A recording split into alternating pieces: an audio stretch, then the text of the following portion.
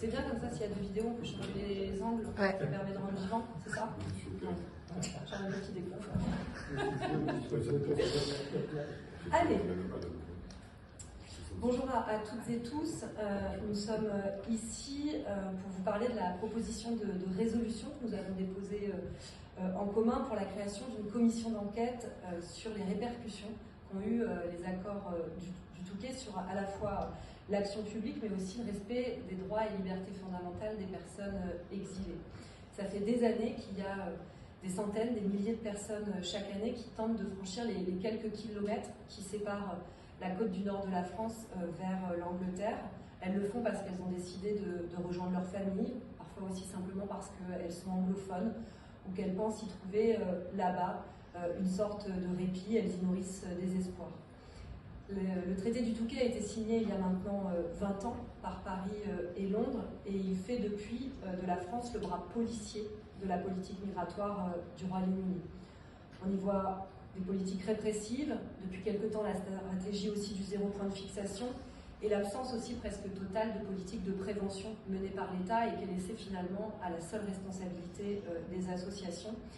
Et donc parfois des dizaines et des dizaines de personnes s'entassent sur ce qu'on appelle des small boats, des toutes petites embarcations, et elles le font de plus en plus loin de Calais pour échapper justement à la police, et ce qui les met encore plus en danger puisque la route pour arriver vers l'Angleterre est encore plus longue. Il y a des Iraniens, des Irakiens, des Afghans, des Soudanais, des Soudanaises, des Syriens, des Syriennes qui tentent de traverser la Manche au péril de leur vie.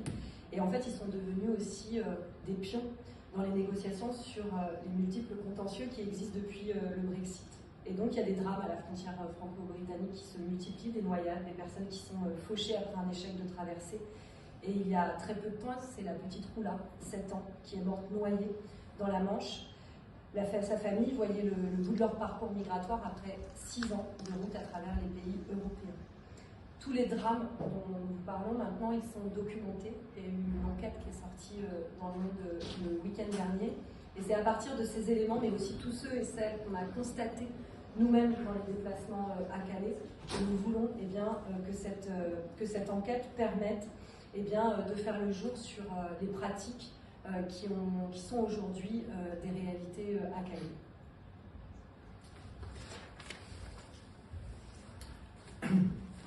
Alors, il y a quelques mois, après le vote de la loi immigration, j'ai été invité par les associations qui, à Calais, tous les jours, œuvrent auprès des populations et des personnes qui tentent de passer vers l'Angleterre. Et ces associations, à la fois, nous disaient être complètement invisibilisées dans leur action et voire même ostracisées dans les responsabilités qui étaient les leurs. Et puis à cette occasion, j'ai rencontré de nombreuses personnes qui cherchent à passer de l'autre côté. Beaucoup m'ont dit, quoi qu'il se passe, je tenterai de passer, même au péril de ma vie. Et il y a, depuis l'année dernière, il y a eu plus de 27 morts noyés en Manche, et c'est, je crois, une situation tout à fait intolérable. Et puis, à travers l'article qu'a évoqué Elsa Fossillon, nous découvrons des pratiques totalement illégales des forces de l'ordre en mer, des moyens qui leur auraient été accordés, beaucoup moins de moyens pour les sauveteurs en mer, et des pratiques qui sont absolument abjectes. On va crever les bateaux pneumatiques, on va mettre des filets autour des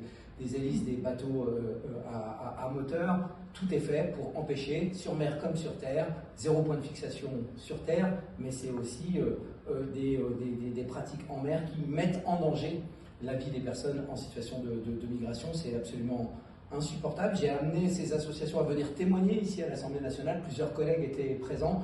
On a vu des vidéos, on a vu l'ampleur de cette situation. Je crois que nous avons besoin de mettre toute la lumière, et une commission d'enquête parlementaire s'impose pour que nous sachions ce qui se pratique là-bas, pour que ça se sache et pour que ça arrête, ça cesse, parce que c'est tout à fait hors de l'état de droit. On meurt dans la Manche. Et on meurt dans la Manche pas parce qu'on a un accident avec son small boat pour essayer désespérément de traverser la Manche. Non, des exilés meurent dans la Manche parce que des policiers crèvent ces canots de sauvetage. Voilà ce que révèle l'enquête du Monde. Voilà par ailleurs ce qu'ont pu témoigner nombre d'associations qui ont pu être auditionnées. Alors cette enquête parlementaire, elle est essentielle. Et elle est portée aujourd'hui par tous les groupes de la NUPES de manière unanime, parce qu'il faut que la vérité soit dite. Et il faut absolument qu'on puisse analyser et comprendre. Il y a une organisation totalement chaotique, parce que manifestement, l'objectif n'est pas de sauver des vies, de mener une action à la fois humanitaire et de garantie d'accès aux droits, mais la politique qui est menée est une politique sécuritaire et qui n'hésite pas, en fonction de ses objectifs sécuritaires, de mettre des vies en danger. Voilà l'objet de cette commission d'enquête. Donc, si nous déposons une commission d'enquête, c'est afin de mettre en lumière les pratiques de maintien de l'ordre qui seraient discriminatoires et violentes, afin d'identifier les dysfonctionnements de protocoles de prise en charge post-naufrage, afin d'établir un chiffrage des dépenses de sécurité dans le cadre de la politique du zéro point de fixation, afin de voir à quel point est pris en compte ou n'est pas pris en compte la question de l'intérêt supérieur de l'enfant par les autorités judiciaires et administratives à la frontière franco-britannique. Il faut savoir que cette frontière, elle est évidemment ténue, fine à Calais, c'est là où se passe le plus grand nombre de départs, mais elle se fait aussi sur tout le littoral de la Manche. Je suis député du Calvados, à Ouistreham, nous avons des campements, nous avons aussi des problématiques avec le renforcement des dispositifs sécuritaires autour du port, qui coûtent beaucoup d'argent à l'État, et il faut faire la lumière là-dessus et assurer à toutes celles et ceux qui s'entassent à nos frontières des conditions de vie dignes. L'État doit y répondre, nous sommes là en tout cas pour le rappeler.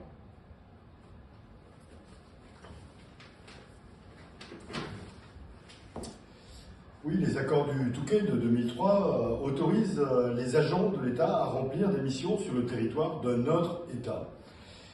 Cet accord du Touquet, pour le résumer, en fait, c'est la Grande-Bretagne qui rémunère la France pour que ces forces de l'ordre, contiennent les migrants, au prix d'un demi-milliard d'euros versés par la Grande-Bretagne et la France sur une période de 3 ans pour stopper toujours davantage de bateaux. Ici, dans le dernier drame qui nous réunit, la police a violé l'interdiction formelle d'intercepter en mer les embarcations de migrants en crevant, comme cela a été dit, des bateaux gonflables, qu'on appelle small boat, qui pourtant avaient déjà quitté le rivage. Ceci contrevient d'ailleurs aux règles internationales du sauvetage en mer. Pour illustrer cette infraction, en quelque sorte, il y a même eu le 11 août 2023 une tentative par un gendarme de convaincre un membre de la Société nationale de sauvetage en mer de l'aider à crever un small boat, ce que ce dernier, heureusement, a refusé. Dans ce dispositif détestable et factuellement criminel, il nous faut non seulement dénoncer le déchaînement de violence des agents de l'État contre des personnes en situation de détresse, mais surtout pointer du doigt les architectes de ce dispositif et les donneurs d'ordre, qui sont l'État, donc, via le ministre de l'Intérieur, le préfet, et finalement le chef de l'État. Chef de l'État qui, rappelons-le, avait pris un engagement en 2018 pour mettre fin à ce que nous dénonçons nous aussi, qui sont les accords du Touquet, qui ne sont pas dignes humanitairement d'être appliqués dans un pays comme la France qui se réclame des droits de l'homme. C'est pourquoi nous soutenons avec force cette commission d'enquête pour faire toute la lumière sur les conditions dans lesquelles s'effectue l'œuvre de l'État, si je puis dire, contre les migrants et pour les empêcher de traverser. Nous remercions les nombreux journalistes qui sont présents. Que ça